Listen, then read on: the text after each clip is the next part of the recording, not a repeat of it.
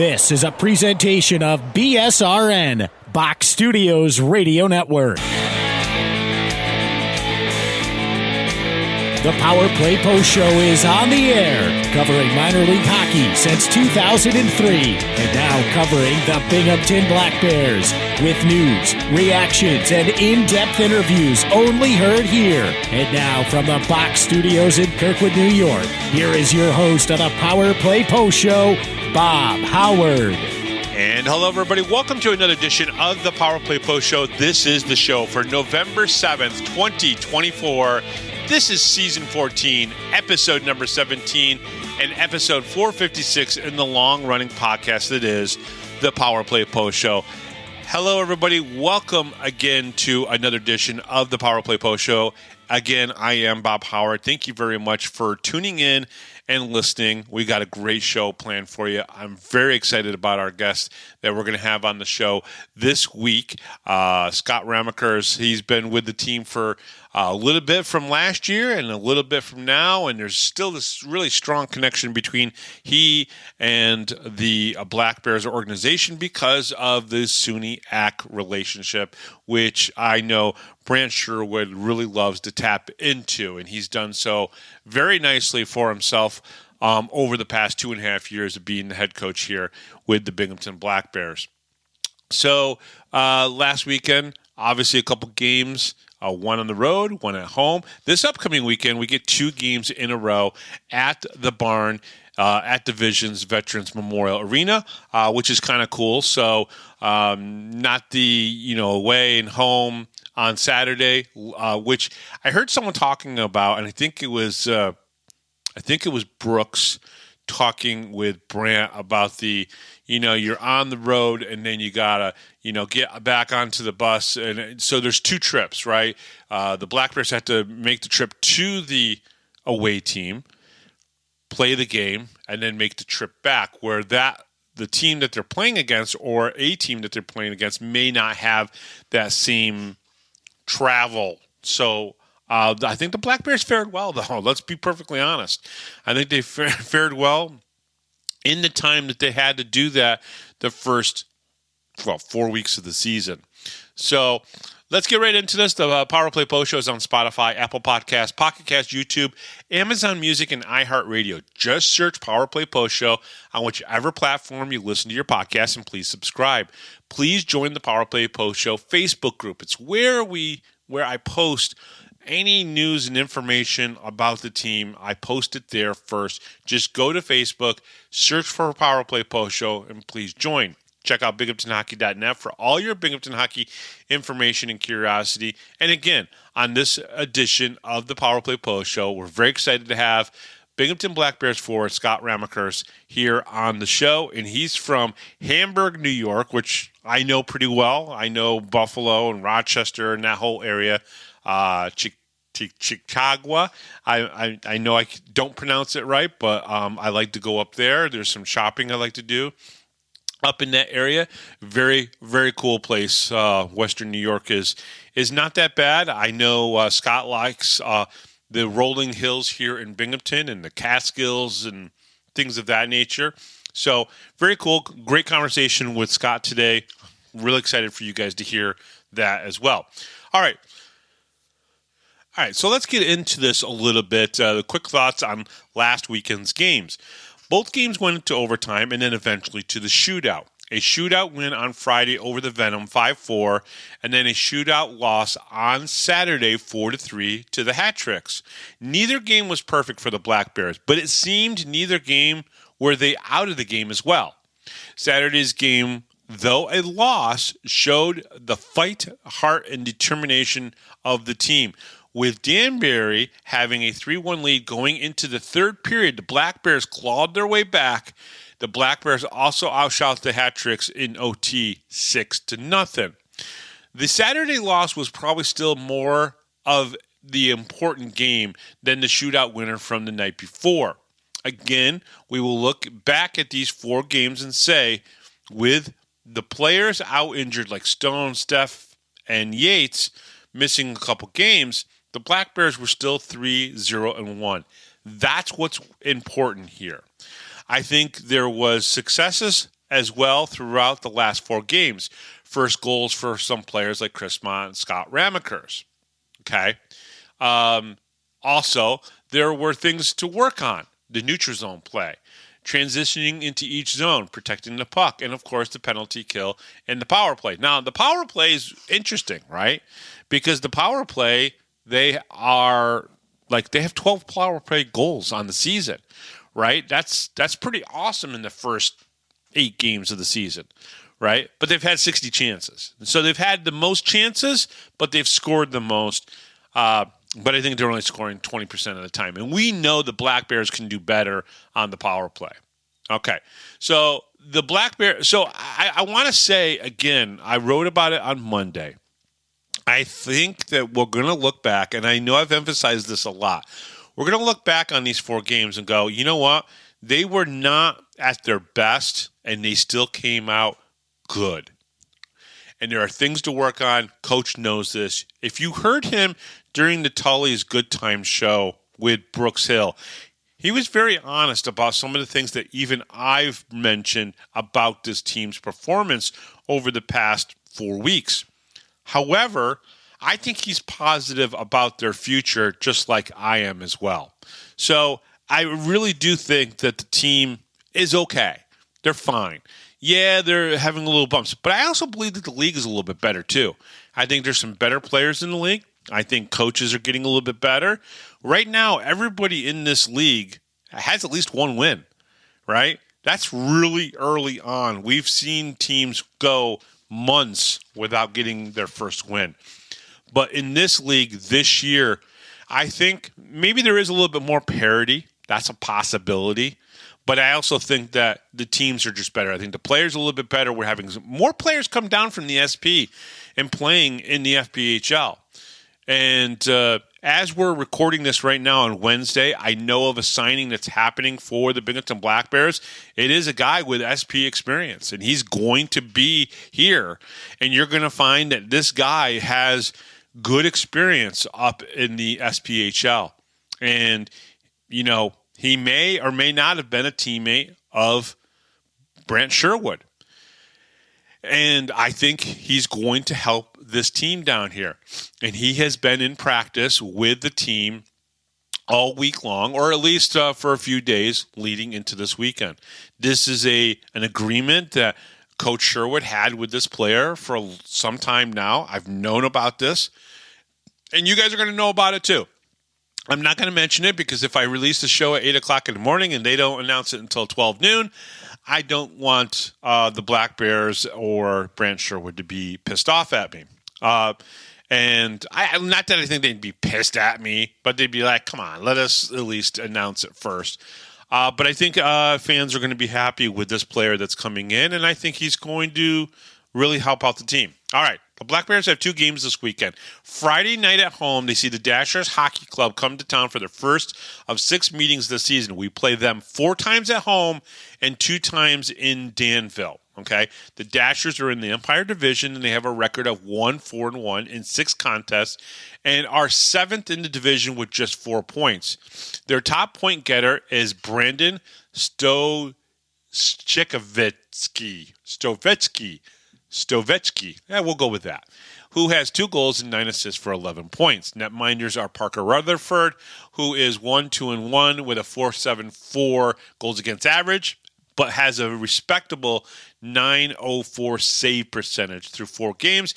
Oscar Walgren has a 0-2-0 record, so he's 0-2-0, with a .446 goals against average and a .908 save percentage.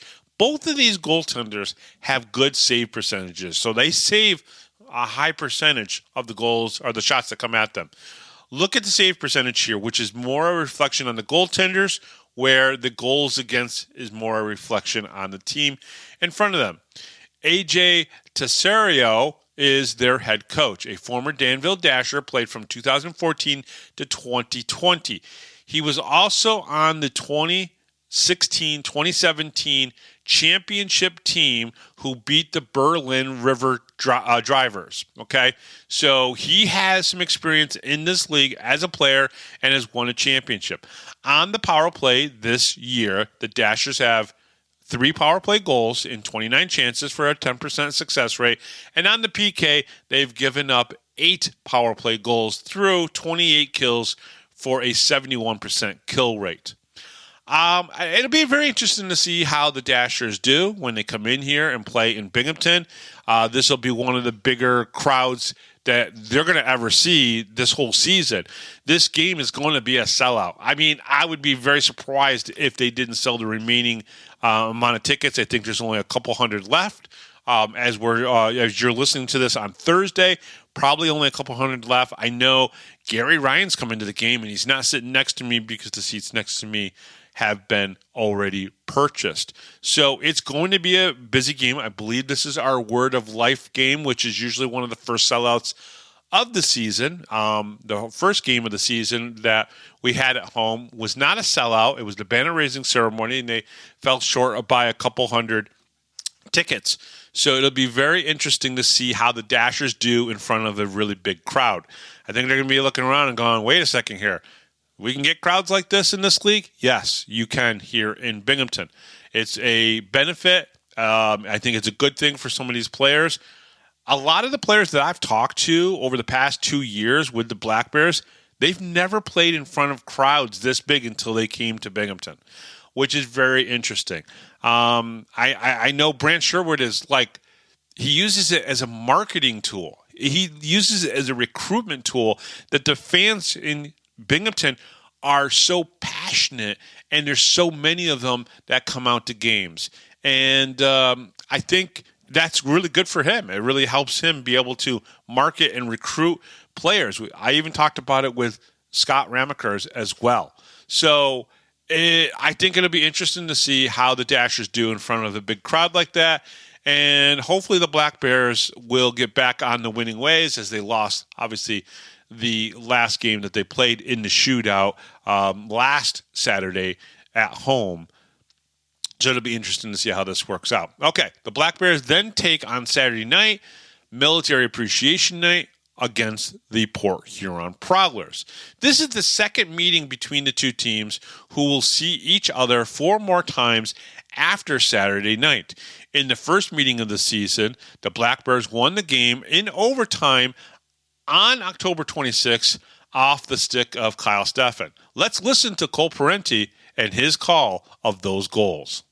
Austin Thompson across, gets it to Sirota. His shot blocked away by Nuusanainen, and Kirkby recovers in the corner, sends it up to Jesse Anderson. Anderson shot intentionally wide, hits off the back of the iron, and Thompson turns one on, he scores! Austin Thompson bounce off the Prowlers. It's 1-0 Black Bears. Yates has it back now by the top of the zone. Kirkby takes a look at the clock. About 10 seconds before Steffen rejoins the play and makes it a 5-on-4. Black Bears rebound. They score! It's Cam Cork again! To Luke James, and he'll just send one in on Egbert. Took a bit of a weird hop on him. And now here comes Steffen trying to turn it for one last rush. Able to get it to Tosto. Tosto, partial break, in, save, score! Blake Tosto! This one's tied! 18.9 to play. Tosto finds Bussell. Bussell to Yates. Yates down low to Thompson. Back to Yates. Bussell wants it. Will he get it? He will here. Bussell, shot, tipped, and it hit Parsons on the way. It can't be cleared. Kirkby across. That one. It's in! Austin Thompson scores! Austin Thompson, his second of the night. Black Bears lead 4-3 with 5:08 to play. Will be the one to come away with it. James blows a tire. 3-on-1 for the Black Bears. Here they come. Anderson, James, Steffen, Anderson, Steffen. He scores! Kyle Steffen wins it for the Black Bears in overtime. 5-4. They sweep the weekend in overtime. And the fans go home happy on Halloween night. And I got the call in there, Cole. I'm going to say one of my four. Again, the scoring, that game was Austin Thompson, who scored 2 goals, Cam Clark, Blake Tosto, and the game winner by Kyle Steffen, again in OT at the 2-minute mark. Nolan Egbert got the start and the win in that game, saving 16 of 20 shots he faced. Port Huron is 4th in the Empire Division with 9 points and are 2-2-1 and have won their last 2 games. Both of those wins were against the Motor City Rockers in a home series last weekend. Friday night, the first win was 5-1, and then Saturday in Fraser, Michigan, they won on the road 3-1. They are led right now by Lucas Lancey, who has 5 goals, 3 assists for 8 points in just 4 games played. Notable as well is Alex Johnson, who I believe is their assistant coach, has 3 goals and 5 assists for 8 points in 6 games played. Their 3 wins on the season have come from Valtteri Nuunen. I can't pronounce his name. Nuusenainen. That's close enough. Who is 3-0-1 with a 2.19 goals against average and a .936 save percentage. And his 1 OT loss was against the Black Bears. The Prowlers power play is firing at 19%, and the PK is at 87%. They have scored 6 power play goals with 32 chances, but only given up 5 power play goals on 37 kills. The Black Bear special teams are interesting at the moment, with the power play scoring 12 times this season, and they've had the most chances with 60. They lead. They lead in 12 power play goals, but only scoring on 20% of their chances. I know we talk about a little bit about the power play, and yes, they've scored the most power play goals with 12. The PK is also struggling and I say also struggling, but you'll understand what I mean here because I want to make a point. The PK is also struggling as they have given up the second most power play goals with 10, but also given up 3 shorthanded chances while the power play. So there is some work to do on special teams. Now, they are very aggressive on the power play, and they've scored quickly this year compared to last year. However, that aggressiveness has also led to some odd man breaks. And I can probably count at least 7 odd man rushes on the power play. 3 of those have obviously converted to be shorthanded goals for teams that are on the PK themselves. So there's some work to do, but Coach already knows this. He also knows that the neutral zone play has not been as good. I will say that I'm pretty impressed with some of the face-offs. When you have Stefan and you have Chris Mott, who I think has started to do really well on face-offs, and then, of course, Tyson Kirkby on face-off, you do pretty good. Kirkby doesn't win every face-off, but, man, he battles every time he gets into that face-off circle, so which is pretty good. I think this weekend is going to be a fun weekend. I think the team is going to probably have a good game against Danville, and then when Port Huron comes in, who I think is playing well this year, we'll see if they've learned anything from the first game, which they did only lose in overtime, so that's not too bad. But we'll see if they've made any adjustments since then. And I'm going to say Nuusenainen. Yeah, it's close enough. He'll probably get the start for the Port Huron Prowlers.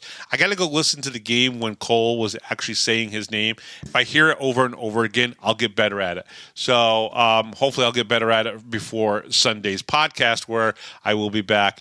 So we have a great guest, Scott Ramaekers. If you have not talked to Scott, you need to talk to Scott. He is a down-to-earth Buffalo, Western New York kind of kid from Hamburg, New York, just 30 minutes 30 miles south, really, of Buffalo, New York. Great kid. I'm so happy to get to talk with him. You'll get to hear that interview coming up next here on the Power Play Post Show. So coming up next, we got Scott Ramaekers from the Binghamton Black Bears, and we'll be right back right after this, right here on the Power Play Post Show. Hi, this is Don Biggs from the 92-93 Binghamton Rangers. Hi, this is Brandon Buchinski. This is Grady Wittenberg, the voice of the Binghamton Senators, and you're listening to the Power Play Post Show.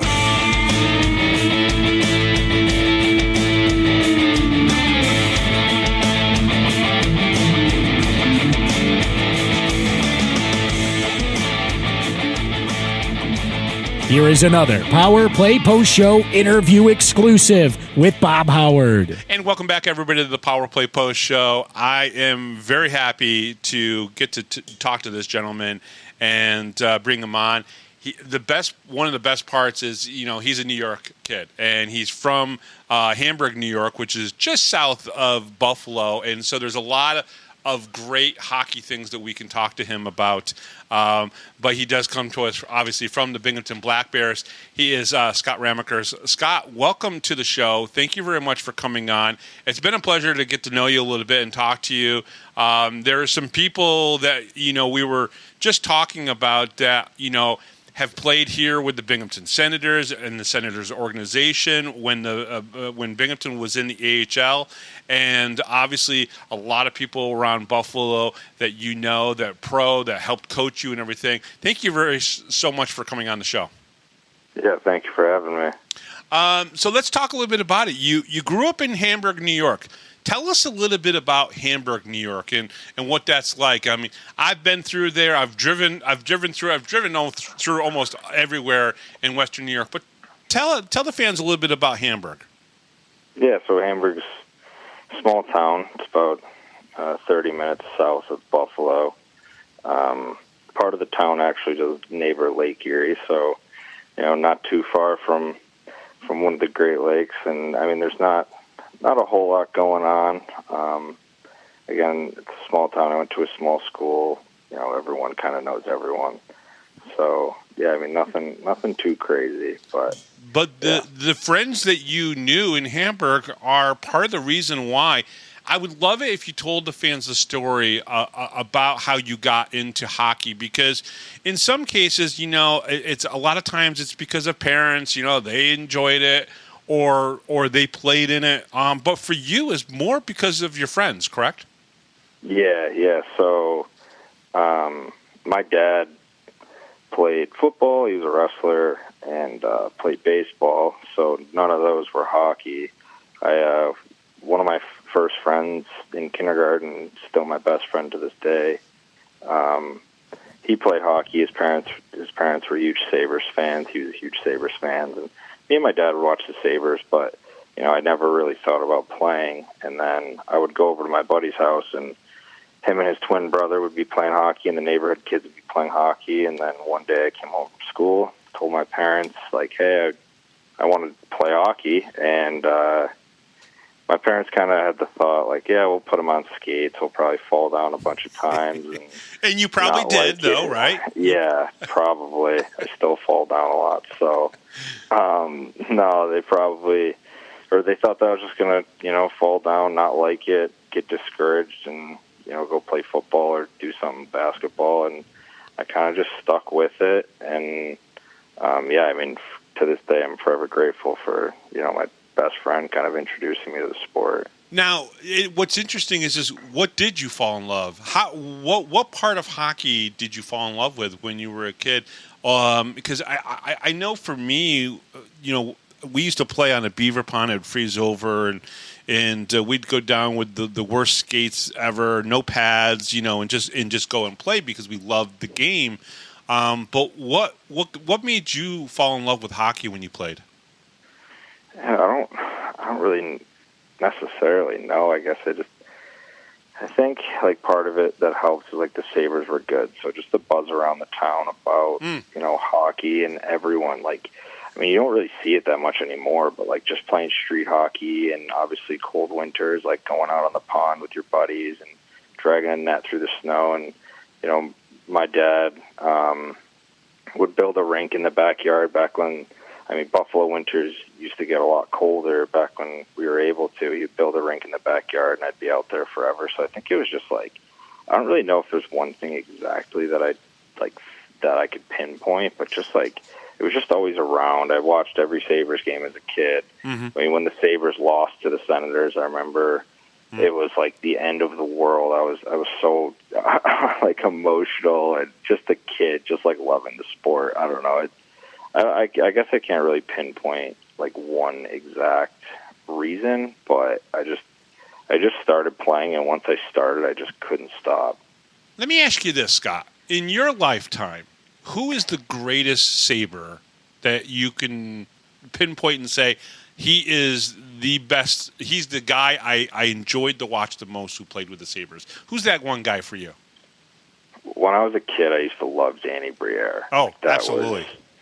That was me, and like my sister, she liked Pominville, who I liked, and obviously he came back at the end of his career. But yeah, Danny Briere. For some reason, when I was a kid, some people like to Finnegan-Off or Drury, and I don't know. I just always liked watching Danny Briere, and before that, for some reason, I have no idea why, and I probably, as a kid, don't even know why, but I liked Miroslav Shatan. Okay. Don't know why. Have no idea. As a kid, it was probably because my name's Scott and his last name started with an S. It could be something stupid like that. I have no idea. That's okay. Now you said that your sister loved Pominville, and what's great about that is we went to a Sabres Rangers game, and we were sitting actually in the hotel that we were staying at, and then eating dinner down in the bottom of the hotel. One of the best parts about going to a Sabres game is you can pick a hotel on the rail line and then take the train down to the arena. That is one of the coolest and one of the best things.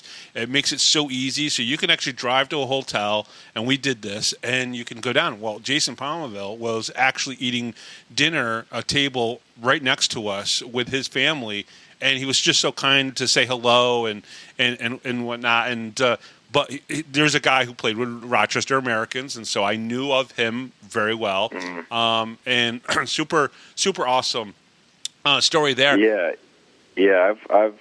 So his son. I mean, I don't know if he still is, but when I was with the junior Sabres, his son, when he was playing, when Jason was in Buffalo, his son was playing with the junior Sabres on the 9U team, and I was actually fortunate enough to coach some skill skates.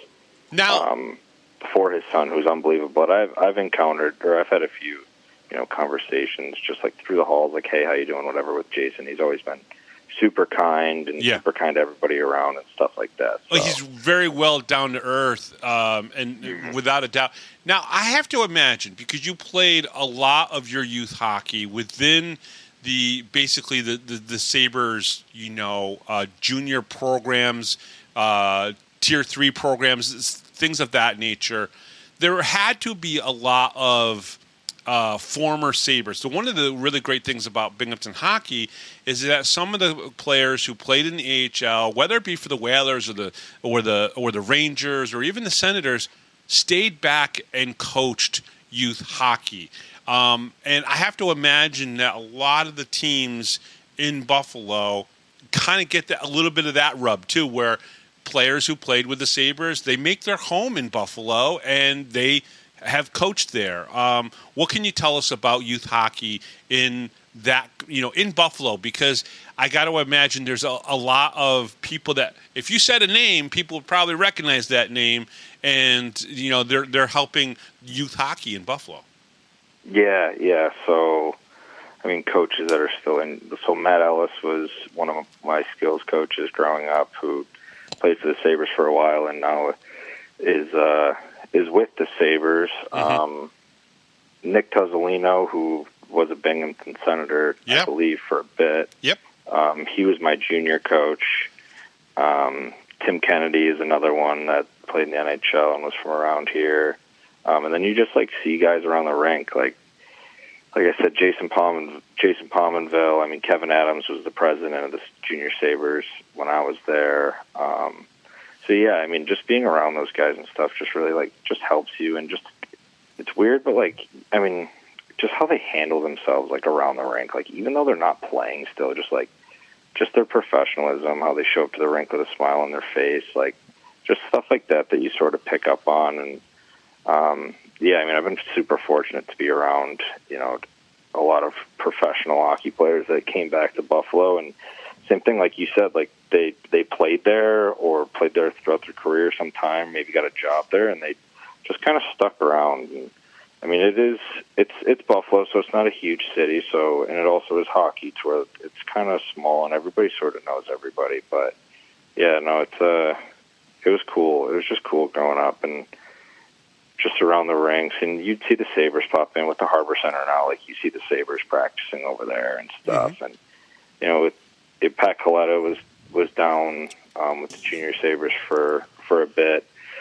So guys that he knew on other teams, like if the Sabres were playing, say, I don't know, another visiting NHL team, they would pop in the rink and kind of say what's up and catch up. So just kind of like, just passing by, it is kind of cool. And I guess looking back on it, I might have taken it for granted, but yeah, I don't know. But it also helps the programs when you do have somebody that is a part of that, like Matt Ellis, Tuzolino. Yeah. You know, because the kids growing up, they see these guys, they watch them play, and they're like, wait, now they're going to help teach me how to play hockey. It does keep, programs like that just more viable and working and going because there is a little bit of that star power involved. Yeah, I mean, Matt Ellis, the guys would come from over the bridge in Canada, like St. Catharines area, and if they're on this side of Toronto where they didn't have to deal with the traffic, they had a lot of guys like even Dan Girardi towards the end of his playing career, who was friends with Matt Ellis and stuff. Like he would come over the bridge and skate with them. So just being around those guys, and I mean, I wasn't on the ice with them because they had their own pro skate, and I was still in juniors, but just being able to watch and like you said, like just having a guy like that who's, I mean, he's a phenomenal skills coach. I mean, obviously he's with the Sabres now, so he's got to be doing something right, but also just seeing his work ethic towards it. Like he's not a guy that just kind of lets his name carry itself and his resume where he's got a bunch of NHL games. Like he truly works hard at being a coach. And I mean, sometimes you'd look over and he'd be sweating harder than most of the players just because he's got so much stuff going on around the ice and around the rink and stuff. So it's just kind of cool to just kind of watch those guys and just get a relationship with them. And even just them being close to the junior Sabres and just being able to just pick their brain and ask questions and stuff like that. I don't know. Your father played college baseball, if I remember correctly from what you and I were talking about beforehand. Has there been anything, being that he really wasn't a hockey player, but he enjoyed watching the games with you, has there been any, because a lot of players talk about, their father was, he was my coach in, midgets or whatever it might be. Has your father still been able to kind of help you with hockey, maybe even in a coaching sense, even though he was more of a baseball player? Because, you don't make it to college baseball and play college baseball without some of the same attributes and same things that you can cross over when it's becoming an athlete and being successful. Did he help you in some ways? Oh yeah. I mean, my dad still to this day, I talk to him multiple times a week. I mean, hockey, not about hockey. I mean, we have a really, close relationship, but yeah, I mean, he really tried to learn the game. And he has a lot over the years, but it was almost, he was a coach. He was a coach for baseball, and I think he coached bowling and then golf, actually, towards the tail end of his teaching career. He coached at Kenmore West. And, so he would help me with, like, the coaching aspect, but, I mean, when it comes to hockey, not necessarily. I'd say more golf, honestly, but it was kind of nice, like, I wouldn't get in the car and he wouldn't be sitting there screaming at me because he doesn't really understand the game that much. So it's kind of nice because he gives me like a different perspective than a hockey mind all the time, which is nice. And just kind of, I don't know. I mean, he played a college sport and he understands like the grind that it can be over the season. And, the mental toll it'll also take too, especially with him being a pitcher. He was a pitcher, so like it's all mental. It's mental for them. So he did help. I mean, over the years, just kind of steer me in the right direction, and it was kind of cool to watch him kind of learn with me over the years. And it's to the point now to where I kind of teach him. But yeah, no, I mean he's been a huge. Both my parents have been a huge impact on my sports career. I mean, like my mom, she never played a sport, so she doesn't she doesn't really get it. You know, I could have the worst game in the world. I could be -5, and I get in the car, and she'd tell me I played great. So, well, you know, but let's be honest, Scott. Not enough people in the world have one parent that's like that. Sometimes it's like they're on you, and you get to get in the car, and your mom still loves you because she's your mom, and there's absolutely nothing wrong with that. Yeah, no, I know exactly. Like it was kind of nice. Just like I'd say like I'm one of my toughest critics. So, sure. Like being able to get in the car and just kind of them, I don't know, support me. And my dad's biggest thing just growing up was like, just have fun. Like as soon as you stop having fun, you don't play as well, and if you're not showing up to the rink with a smile on your face and stuff like that, and you're not enjoying your time being there, then it's kind of like, you know, you're growing up like you're playing a sport. You're playing a sport for fun and to stay active and meet people. So, yeah, I mean, it was kind of nice looking back at it, not having a parent that would scream at me. I remember I would sit in the car with my buddies' dads, and I'd be, you know, on the front of my seat listening to everything their dad had to say because their dad played, you know, college hockey or whatever, and I'm just trying to listen and absorb all the information from somebody that's done it. And my buddy, who listens to it after every game, sitting back, looking out the window, not really paying attention. So it's kind of funny in that sense, but yeah, it's funny how growing up in a different environment makes you appreciate somebody else's a little bit more. Talk to me a little bit about SUNY Brockport. How was the decision made to go there? Did they scout you? Did you scout them? What was the deal to get you out to SUNY Brockport?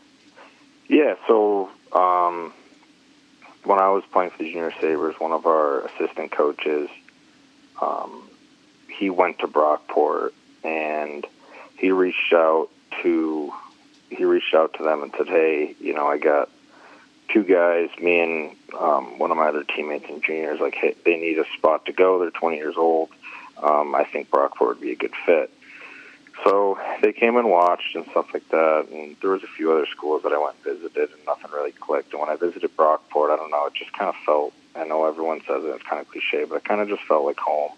Mm-hmm. I had a guy on the team that I knew, or 2 guys on the team that I knew that went the year before, and yeah, just what I wanted to do. I wanted to go for business, and they had a master's program as well, which I wanted to do. So it just kind of worked on that.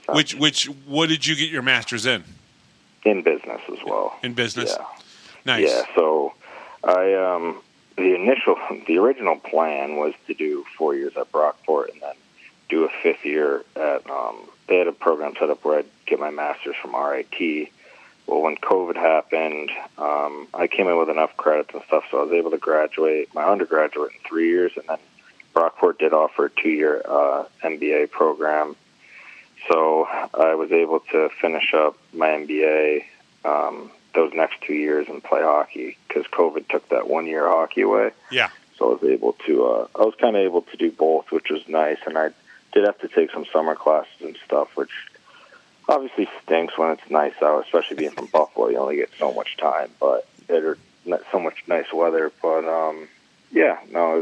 it worked out perfectly. And like I said, my dad went there too, so he kind of not gave me the whole rundown, but kind of said like it's a school that, you know, it's close to home. I was able to go home for majority of the Bills games and stuff. I was able to go home, you know, and see my parents and, you know, stuff like that. So it was just a good in between, and being just outside. I mean, 30 minutes outside Rochester is kind of the same as being from home 30 minutes outside Buffalo. There's not much of a difference. Did you ever get to go to Rochester American games? Have you been to an Ramaerkers game at all?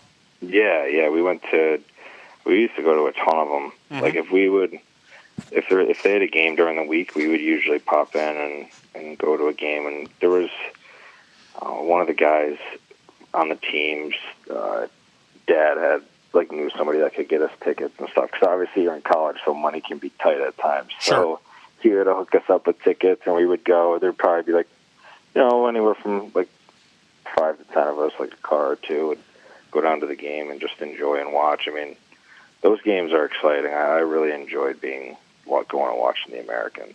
Yeah, what's interesting, and you may not know this, but Rochester and Binghamton had one of the heatest rivalries back in the 80s and the 90s when the Binghamton Whalers were here, and then, of course, the Binghamton Rangers. It was one of the heatest rivalries in all of minor league sports, or minor league hockey, for sure. And to the point where at some points the booster clubs would have to be escorted into the other arena with a police escort just because it was so crazy hockey-wise. And it's, yes, you wouldn't imagine that today, nowadays. Yeah. I think in some cases, I guess in some sense, people are keyboard warriors and will say anything online and, Twitter and all that stuff. But in real life, it's like now we're like, oh, no, hey, how you doing? You're from Rochester. Oh, yeah. And we're a little bit more polite to each other, I guess, in person versus online. Yeah. And so it's kind of like shifted, but back then it was just craziness. But Rochester. No, I believe it. Yeah. I mean, I was surprised when I used to go. I mean, seeing the fans that come to our games now, I believe it. That obviously there's a passionate fan base here, but even the Rochester games, I was very surprised with the Sabres being so close.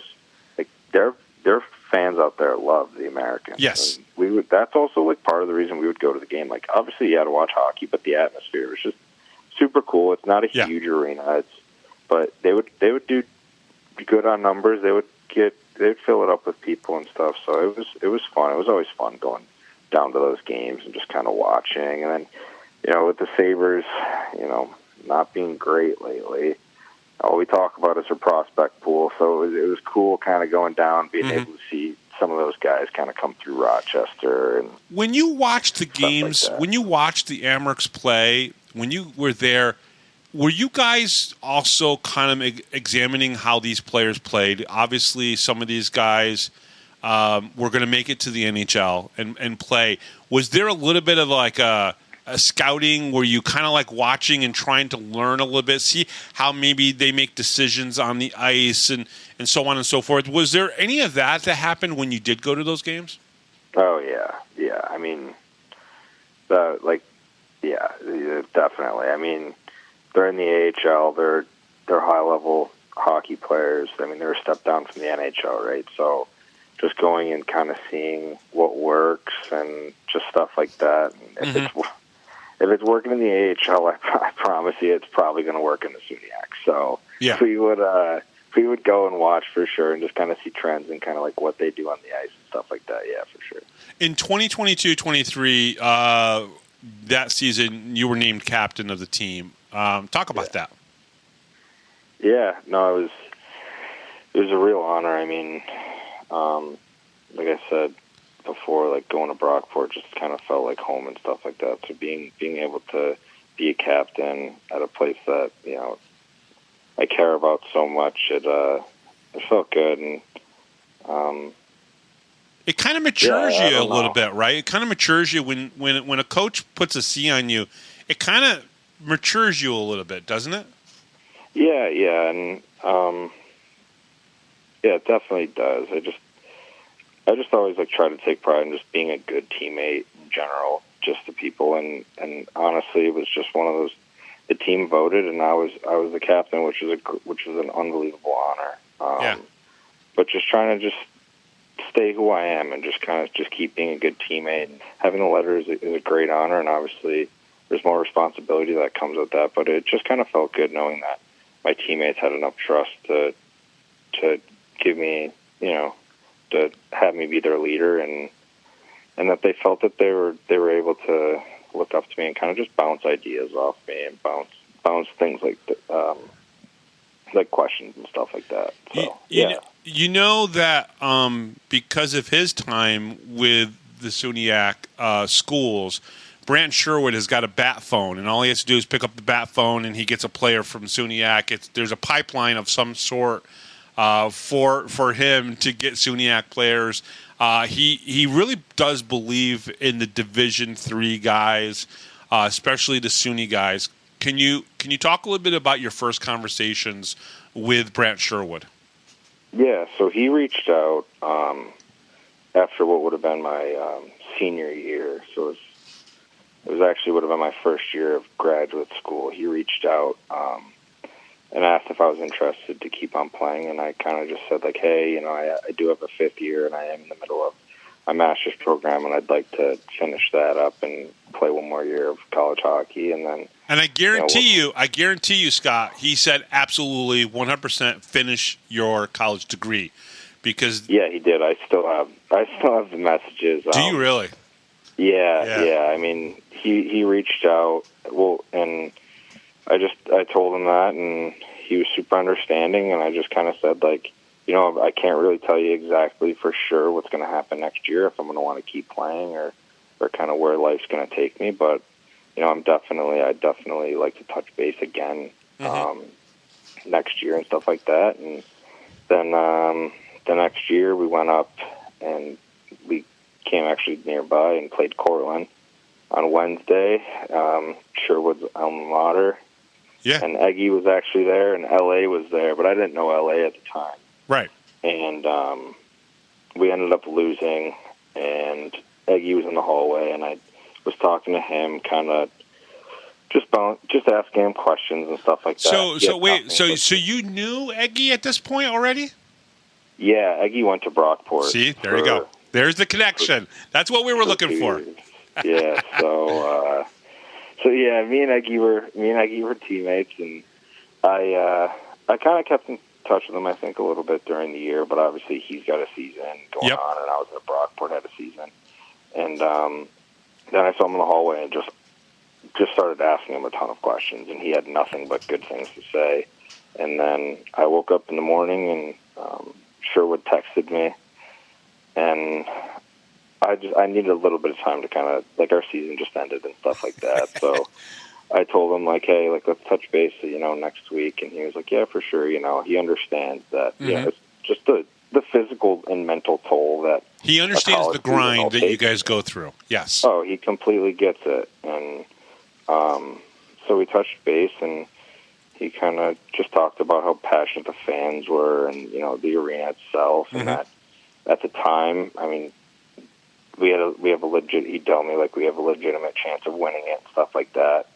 And luckily, he was right. We ended up winning it. But yeah, so just talked to him for a bit, and stuff went well. And he played with when he was in Roanoke. He played with one of my teammates. So I asked one of my teammates, Casey Wynn. I asked Casey Wynn, hey, like, how is this guy, and he had nothing but good things to say about Sherwood. So he lied to you. Here. So he absolutely lied to you. No, he did not. He did not lie to me at all. So I know Brant's going to be listening, and he'll be laughing along with me, because that's just the way we are. Okay, yeah. Yeah, so then we kept in contact and stuff, and then I came down on Monday and met the guys on Tuesday, and met Sherwood for the first time on Tuesday, and just kind of having that SUNY connection too. I know he jokes around. It means a lot, though. But it does. I mean, it helps, right? Like, you can kind of talk about guys that you've crossed. It's hockey too, right? Like, we've crossed paths with similar people, and he's from Rochester and stuff like that. So we know similar people, or mutual people. So well, you're Western New York guys, and I mean, we're all upstate New Yorkers, right? We're not from New York City. We all still have that same joke that, hey, there's other parts of New York than just the big city, right? And we're all connected in that sense. And in Binghamton and Rochester and Utica and Watertown, even, we're not that different from each other, right? We all we have some differences, of course. Maybe there's food differences, maybe there's a little bit of an accent here or there, depending on where you're from in New York. But we're all very similar still in that sense and everything. So I can understand that. It's like when I started talking to Brant for the first time when he came in, and I started bringing the show back. And it was just like easy to talk to him. It's like, hey, he's a Rochester guy, right? There's hockey up there, there's hockey down here. It's one of the first things we have in common, and that's great. And so hockey, blue collar town, sure, same thing. Yeah. So I mean, when you hear somebody like from Buffalo, like you hear somebody from Rochester, it's more times than not they're probably a good person. They probably have hardworking. similar interests and similar personalities and stuff like that. So yeah, I mean, it was when we got on the phone and stuff and we talked. I mean, I think we talked on the phone for like 10, 15 minutes, the first phone call and stuff. So we just, I don't know, just hit it off, and yeah, it all worked out in the end. And I was just very grateful that he, did reach out to me, because I mean, last year winning it all, and I know I didn't get any playoff games or anything like that, but just being here and stuff, like, I just enjoyed my time. I was just going to say, the experience of being in Binghamton, what has that been like? I know you said you enjoyed it, but you came in, you were there, obviously, for the championship game on that Friday, May 10th, 5,011 people. Was that the biggest crowd you've played in front of? Or that you've seen? Well, you weren't in that game, but you know what I'm saying. Yeah. That was a big crowd. It was. I mean, it was crazy. I don't even know like how else to explain it. Like it. I just talking to the new guys over here. Like even before the season started, they saw a little bit of it when we raised the banner and stuff. But like, it was crazy. I mean, I knew Binghamton was a hockey town, but I didn't know it was to this extent, like there wasn't an empty seat in the house. I mean, it was nuts. And just like it's weird because being from Buffalo, you kind of get like that buzz around town with the Bills and stuff, and they're doing well. There was just a certain buzz around just being around the arena and stuff that we just, I don't know. It was just super cool to be a part of. And But you noticed a difference. You noticed that there was this buzz where... Oh, yeah. Yeah, and just also, too, like, while it was all going on, just, like, not taking it for granted. And I even try to think about it now, like, just don't take it for granted. Like, this can it can start to feel kind of normal when you're, we get 3,000 fans and stuff like that. But just, in college, we played in front of 1,000. When I was in juniors and stuff, we played in front of our parents. Like, just kind of just taking a second and just taking it all in and just kind of realizing, like, this is cool. Like, this is, like, childhood me would be, dreaming of playing in front of this many people. And just, and, like, seeing a guy like Don and stuff like that after the game, like, obviously I just came here and stuff like that, but, like, seeing a guy like Don, kind of get emotional after the game, and he's been working so hard to win a pro championship and stuff like that. Just seeing guys like that, it made me really appreciate it just a little bit more of like what actually just happened, right? Because I was here for a month and a half, and then we won the championship, right? Yeah. But just kind of seeing guys that have been working at it all year, and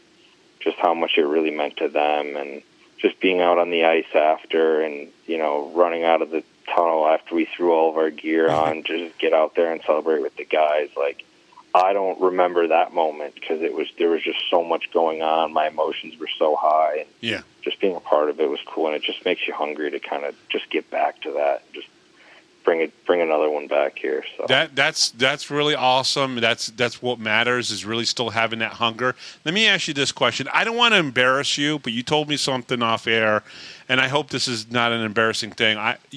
When we talked about Binghamton and you being here, tell the fans what you told me is one of your favorite things about Binghamton, and it's going to be something that people are going to be very surprised with. Can you tell people? Yeah. No, it's I was telling Bob before that, like, the sunset, it sounds kind of weird, but like when the sun is setting and it's like over the hills and you're driving home, I think it's great. I don't know, I just think it's something that, like, people, when they think of Binghamton, they don't really think of, like, the nature. It's kind of like, I don't know. I just like after a round of golf, we'll be driving home, music will be going, and there's just a nice sunset. It's just like a good vibe to it. I don't know. I'm just going to say this. Your parents raised you right, because if you're stopping and smelling the roses and noticing a sunset, at your age at 26, I sure the hell did not do that when I was 26 years old, noticing something like that. I probably didn't notice it until like a few years later when I met my wife. But but that, to me, that's amazing. I really wanted the fans to hear that. Scott, you got your first goal this season. Finally, I'm sure you had the injury. You come back, you get your first goal. How did it feel? Not only to get your first pro goal last year, but just to get on. I know that you're more of a secondary scorer kind of player, right? You're not going to go out there and you're not going to give us, 50 goals this season. You're going to give us goals when maybe the rest of the team is not, able to, and boom, all of a sudden there's Scott. He just scored. It's like, okay, we're back in this game, that type of thing. Can you talk a little bit about your ability to score goals when you do, because they're not going to be necessarily, you're not going to score 3 goals in a game maybe, but you're going to provide goals when the team really needs them. Yeah, I mean, like the one last weekend, it felt amazing just coming back off the injury and stuff like that. And you were playing on a good line too. Yeah. I mean, playing with Tomer and Kirks is, player's dream, so just I mean, that goal just kind of just being spotty around the net. I try to just find areas. It can sometimes be tough because obviously I'm pretty big, so it's not like I hide very well, but so just trying to be spotty and just kind of get my shot off when I can. I'd say that's one of my stronger attributes is my shot, so just trying to get my shot off and just be spotty. I don't know, I just try to stay the course, and I don't know. Just I guess there's no real planning when it comes to scoring. I try to score every shift, but I don't know. No, I totally understand. This upcoming weekend, you guys have Port Huron on Saturday. It's Military Appreciation Night, and then the Dashers Hockey Club come in on Friday. This is a brand new team. They've only played, I think, 4 or maybe 6 games so far on the season. How do you guys prepare for a team you've never seen before and you barely know anything about? Is it more about just making sure your fundamentals, your line mates, and everybody's on the same page? Or is there some way that you can still scout and figure out who's on the Dashers? Yeah, I mean, with video and stuff now, it's pretty easy to get an idea of, another team's identity and their top guys. I mean, we have, we worry about ourselves and throughout the week and preparing ourselves, and Sherwood does a great job of that. And he also comes with a great scouting report of the other team and, making sure we're taking care of ourselves and not getting overly worried with the opponents, but respecting our opponents and understanding kind of what they bring to the table and just giving it a scouting report and, just preparing us for what's going to be what's going to make us successful. So, I mean, Sherwood does a great job of coming up with the scouting reports and kind of giving us a general idea of that. So, Scott, before I let you go, I have to ask you one question. Can the Bills beat the Chiefs? Will the Bills be in the Super Bowl this year? Well, so I'm hoping that they kind of change a little bit and they lose in regular season to the Chiefs and then they win in the playoffs because they always seem to beat them in the regular season, and that's great, but then they lose in the playoffs. Yeah, I was there last year. My dad has season tickets to the Bills, so I go to almost every Bills game I can. And I was there last year, and I still can see the kick going right. So, yeah. Unfortunately, Bills fans have dealt with that for 50 years. With right kicks and everything. I know. I was back in 2020, and the Bills kind of started to make that turn and become true contenders. I was so emotionally tied up. I'd get all fired up for the games and stuff like that. My dad would kind of have to tell me, relax, buddy. I've seen this before. Yes, he has. It ends in heartbreak, But, no, it's fun. I mean, my family, we're diehard Bills, Sabres fans, so it's cool. And, thank God we have Josh Allen. That's kind of when it all turned. And, I don't know. Yeah, so I'm hoping, I mean, most people won't say this, but I'm hoping they lose regular season because being a team twice is difficult in the NFL. So especially a team like regular season. I know. Yeah, especially a team like Kansas City. Yeah, and I mean, we're dealing with Mahomes and Kelsey just like we dealt with Gronk and Brady forever, and it's just kind of the way it goes. But so I'll be watching the Bills very, very closely. Yeah. Good luck this weekend. Thank you very much for coming on. It's been a pleasure to get to talk to you. Thanks. Thanks, you too. And we'll be right back right after this, right here on the Power Play Post Show.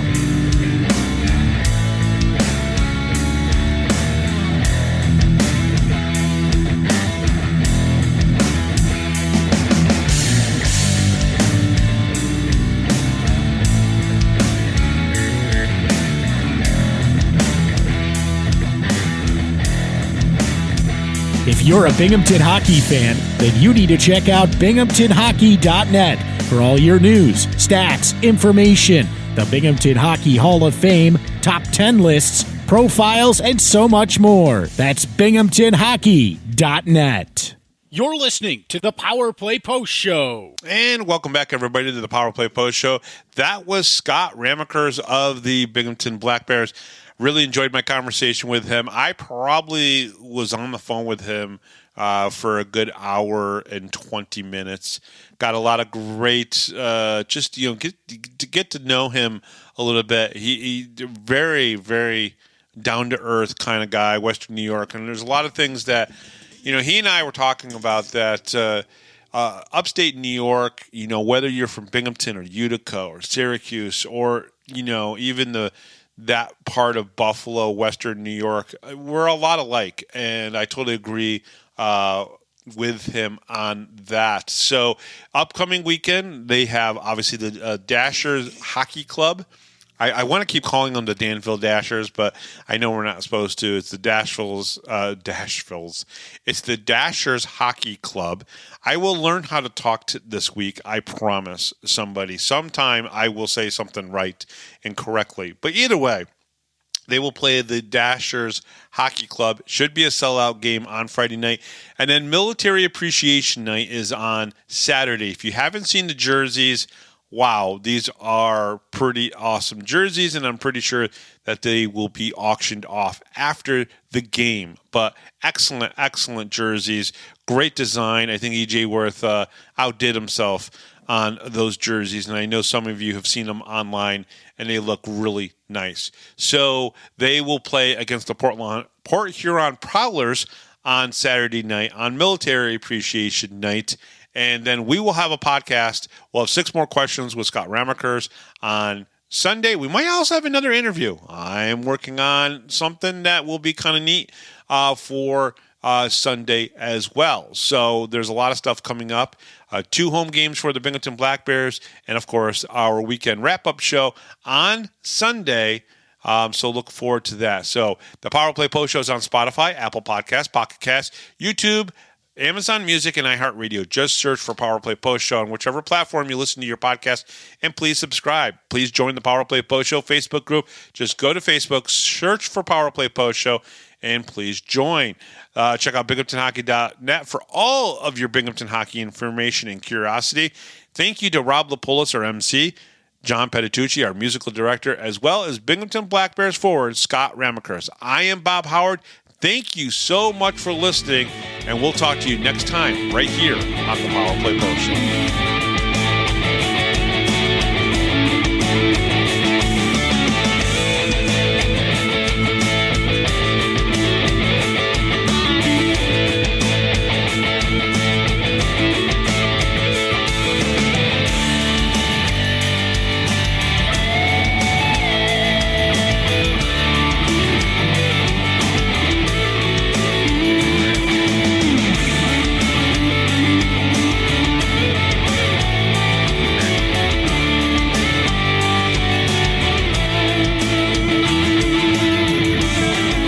Thanks for listening to this edition of the Power Play Post Show.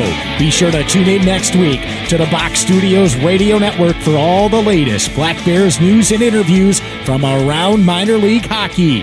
The Power Play Post Show would like to thank John Patitucci for all the music you hear on the show. You've been listening to the Power Play Post Show.